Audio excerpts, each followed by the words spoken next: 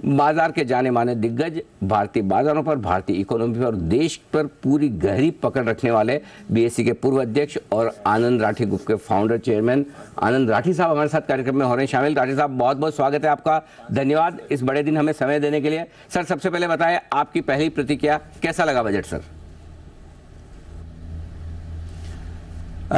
धन्यवाद अनिल।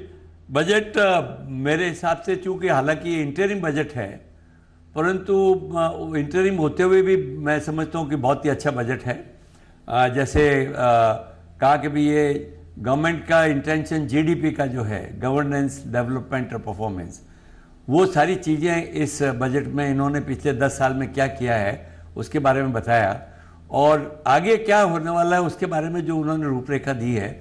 एक तो देखिए, सबसे बड़ा प्लस पॉइंट मैं मानता हूँ अनिल इसमें कि फिस्कल डेफिसिट लास्ट ईयर भी इन स्पाइट ऑफ डिसइन्वेस्टमेंट कम हुए 5.9 से 5.8 आ गया है, और इस साल 5.8 से 5.1 लाना, ये एक बहुत बड़ी मैं समझता हूँ कि उपलब्धि होगी।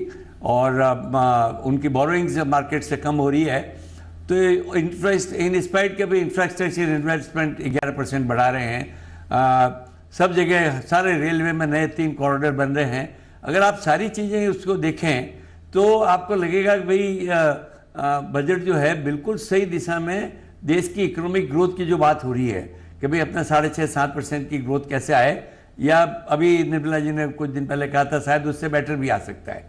तो ये मेरा मानना है कि एक बहुत अच्छा बजट है। तो वित्तीय घाटे को काबू में रखने के लिए जो रोड मैप दिया है वो राठी साहब को बेहद पसंद आता दिख रहा है, और ये एक अच्छा बजट इस लिहाज से माना जाएगा। ग्रोथ को बढ़ावा देने के लिहाज से क्या कुछ खास लगा आपको इस बजट में सर?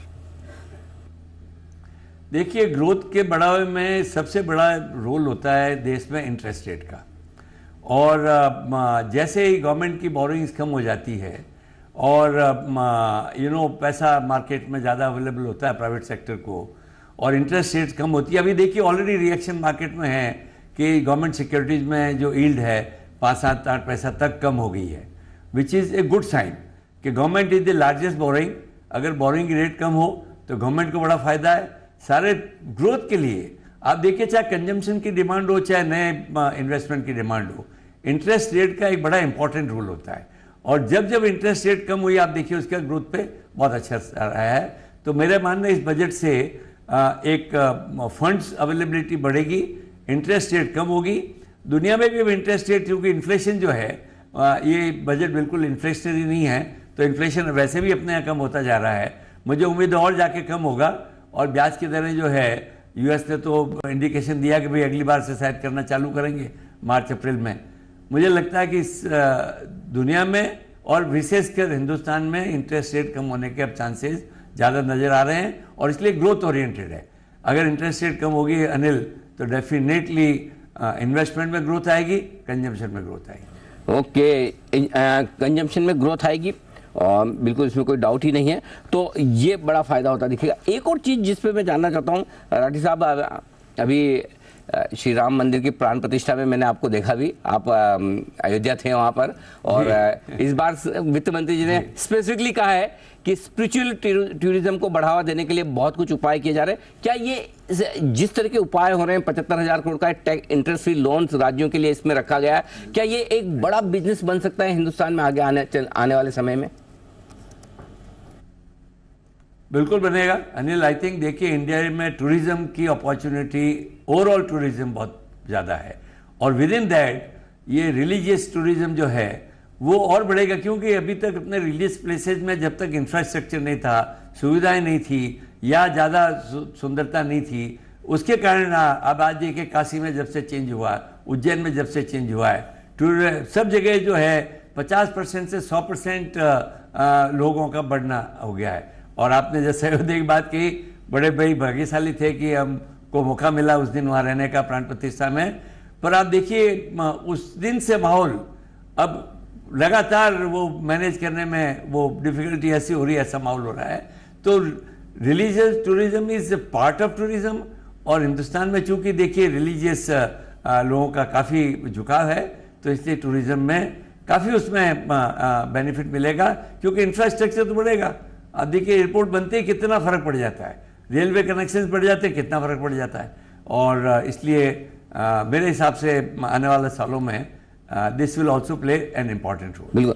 राठी साहब, मैं आपसे और बात करना चाहता हूँ। उससे पहले एक डेटा जो आया, एक नंबर आया, वो पहले मैं आप दर्शकों के सामने रखना चाहता हूँ।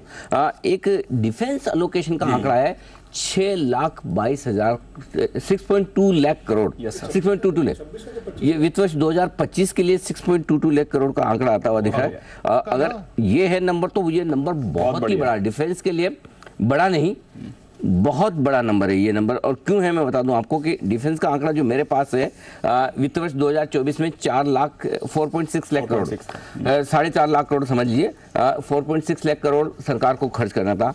हमारा अनुमान था कि 5 लाख करोड़, 5.25 लाख करोड़ के बीच का आंकड़ा डिफेंस का रहेगा, लेकिन 6.22 लाख करोड़ का आंकड़ा आता दिख रहा है। तो मुझे लगता है कि डिफेंस कंपनियों के लिए, डिफेंस शेयरों के लिए ये बहुत बड़ा नंबर है जिस पर फोकस करना चाहिए, कि यानी कि यहाँ पर लगभग 50% के आसपास का एलोकेशन बढ़ता हुआ दिख रहा है। वरिंदर, जरा आप इस नंबर पर जरा नजर डालिए, डिटेल से देखिएगा और बताइएगा कि इस आंकड़े में वित्त वर्ष 2025 है या 2026। फिलहाल जो लग रहा है 2025 का है। अगर 2026 भी हो तब भी मेरे ख्याल से 2 साल में अगर डिफेंस पर 50% एलोकेशन बढ़ रहा है, और आपको पता ही है कि जो भारतीय कंपनियों से डिफेंस इक्विपमेंट प्रोक्यूर करने की सरकार की तैयारी 80% से ज़्यादा की है, उस हिसाब से इंडियन डिफेंस कंपनियों के लिए यह बहुत बड़ा आंकड़ा हो सकता है। तो मेरे ख्याल से इस पर नज़र रखनी चाहिए। HAL, BEL, इस तरह की जो कंपनियां हैं हिंदुस्तान की, उनमें बड़ा फायदा होने की संभावना बनेगी। इस पर जरा फोकस करेंगे। इस पर भी मैं आता हूं एक बार, जब तक वरिंदर पूरा ये डेटा देखकर आपको बताए। रूरल इकोनॉमी, राठी साहब, हमारे शहरों की इकोनॉमी तो बहुत मजबूत है, रूरल इकोनॉमी थोड़ी सी पीछे चल रही थी, ग्रोथ हल्की कम है, ऐसा नहीं खराब है, हल्की कम है। क्या इस बजट से वहां पर बढ़ावा मिलेगा? यदि हाँ तो कैसे? देखिए, इस बजट में कोई ऐसे डायरेक्ट करने को नहीं, परंतु जो एफर्ट्स किए जा रहे हैं ना, कि लैंड की टेस्टिंग बनाएं, अच्छे लिखा इसमें जैसे गुड सीड्स वगैरह के बारे में, क्योंकि एग्रीकल्चर में एक ग्रोथ लाने में समय लगता है।